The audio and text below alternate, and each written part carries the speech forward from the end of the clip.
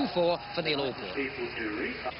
Into the semi-final now. The first up is Malcolm Stewart in the Audi Quattro four-wheel drive, and one of the problems they've had with the four-wheel drive cars, the two of them here at this year's event, is that they've had to modify the starting system. It's normally a hockey stick that just gets depressed under the front wheel, but of course the front wheels are driving as well in the Audi, so we have a little wand stuck on the end. They modified the system last night, and as they go past, it triggered it.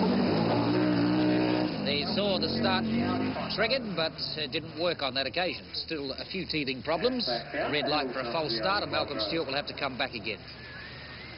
They had some problems yesterday with the front wheels running over and, of course, driving, and they just skewed the hockey stick so that it wouldn't start and give a pulse. Malcolm Stewart has a problem reversing this car with the big oil cooler in the rear spoiler. Can't see a thing. He's looking in his mirrors here as he comes backwards. Yep. I guess he'd have got some practice on the farm from backing tractors and trailers, wouldn't he? That's right. Now here's another problem that's just cropped up. The clouds have gone up the top of the hill and the sun is out. We've seen on previous years that as you approach the top hairpin, the sun is right in the driver's eyes later in the afternoon. And it's not always the same for everybody. Obviously, some cars are better suited to that problem than others. Tony Teasdale was explaining to us a while ago that the Nissan 240 RS has such a steep rake on the windscreen that the glare doesn't become as much of a problem as it does in some of the other cars with a straight up and down windscreen. But when you get up to the top, approaching that hairpin, it is almost blinding. You virtually can't see a thing. And if somebody gets a run when there are clouds there and the next person gets a run with the sun, that is a distinct advantage. Now that's a problem for Malcolm Stewart. Well, we said at the start of this round that what it comes down to now is who responds to pressure. Now Malcolm Stewart has enough pressure on him in getting to grips with a new car. The pressure that becomes evident on drivers when they get down to the semi and quarterfinals is even more. He's lost over 2 seconds to the top. This may be the last run for Malcolm Stewart, who on paper was the favourite for the event. Certainly the car was the favourite. We're looking at a time that has to be in the 1:06 seconds to be considered a qualifier for the final.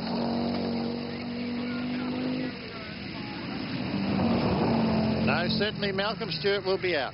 1:09.15, and I think we have at least 2 people of the 4 who can do better than that. Is it going to be Trevor Crow, Kim Austin, or Trevor Crow, Neil Allport, or Kim Austin, Neil Allport? Only 2 can go through to the final. Neil Allport now. Now here's a man who responds to pressure very well indeed, as does his co-driver Roger Freeth. Dr. Roger Freeth, the man of motorcycle racing frame, just won at Bathurst a little while ago. A very good co-driver as well, has co-driven on international events. And he has an uncanny ability to be able to tell a driver where he's losing and where he's gaining time. Yes, that was a better start for Neil Allport. In the previous times, he's actually bogged down a bit at the start. Got away cleanly that time. And if there's any word that comes to mind when you talk about Neil Allport's driving, it is aggression. He has always been a very aggressive driver, PDA escorts particularly. Neil's previous best time to the top of the hill was 40.83. So we'll be looking for a time of 40 to 41 seconds to put Neil through to the final. Yes, he got out of it nicely too. Yes, well, he's right on cue. This comes down to around, what, 1.6, high 6s? Somewhere in the 1.6s. Just have a look at him downhill. Just have a look at how hard Neil Allport drives this car. He really has got this downhill piece down to a T. 1.6.31. So Neil Allport is in at this stage. It remains to to be seen whether Trevor Crow or Kim Austin can put Neil Allport out. Yes, At the moment, Malcolm Stewart and Neil Allport are in, but only 2 have run. Yes, Neil's not safe yet because both Trevor Crow and Kim Austin were faster than that time of 1:6:31 on their previous run. So they're both capable of doing it, as we've seen them do it already today here.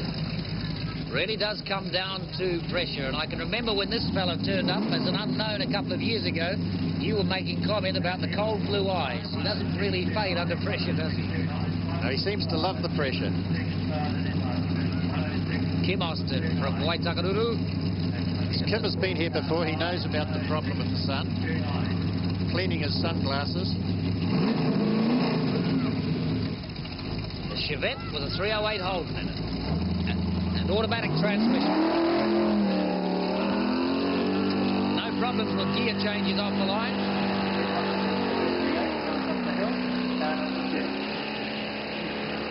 And once again, spraying the water out of the radiator. That could be a head gasket that's blowing, pressurizing the water system. Doesn't seem to be affecting its power too much. Kim Austin's split time was 41.57. And even with a time of 41.57, he got down in 1:7.51. 41.24. Round to get into here, he did 1:6.16.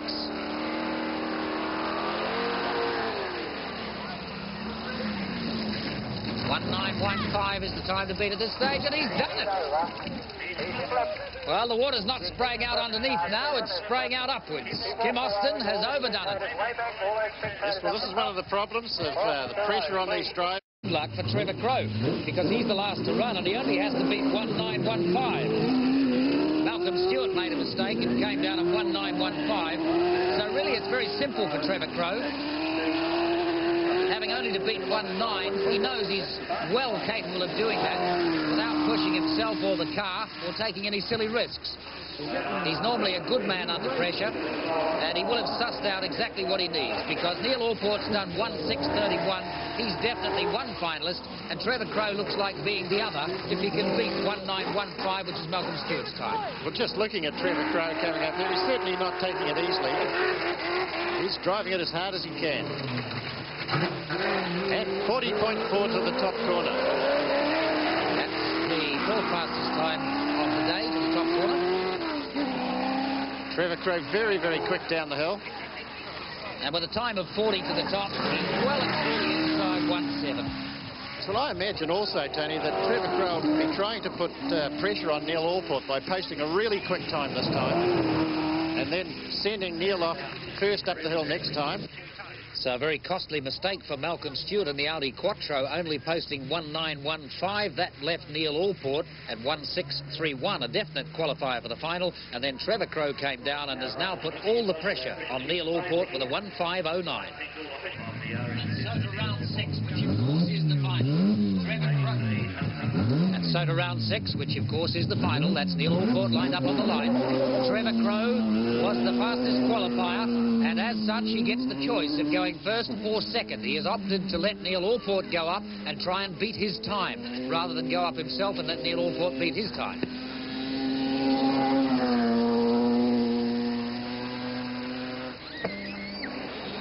Neil Allport last time with a 1:6:31, and we already know that Trevor Crow can do 5:09. Yes, Neil got a bit untidy back there, Tony. He might have just lost a second or two. He's the 1983 winner of this event. Neil's previous split at the top was 40.83. 41.52, so he had lost time. It doesn't really matter what he's posted before or what he posts in split times before. It's all irrelevant, because it only depends on this round. It is simply a case of Neil Allport posting a time and Trevor Crow trying to beat it. 1:6:74. Well, that time's good enough to keep Trevor Crow honest in the final. As we've already seen from the last run-up, Trevor Crow's capable of better than that. Can he do it now, is the question. As is always the case in rally sprints, it comes down to whether or not the driver can respond and hang it all together now, at the time that it matters. Anything he's done previously is irrelevant. Trevor Crow knows he's capable of a better time, but he knows he can't put a foot wrong in doing it. I'm going to be intrigued to see now if he can get to the top in under 40 seconds. Yes, that's what we'll want to see.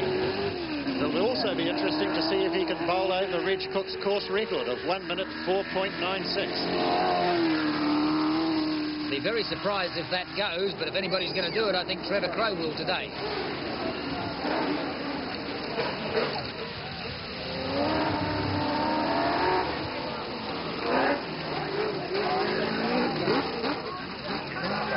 Now, Trevor Crow will know when he gets to the top what a split time is, just as quickly as we will. The co-driver will have a stopwatch there and give him a split time. 42.5. And a good exit. He's on target for 1.5. He may even get in the low 1.5s. I think he's going to beat 1.674. Could be on course record. There will be no more surprised person than Trevor Crow himself if he wins this event. He did not expect to get past the round of 8. 1.472, new course record. 1.472 for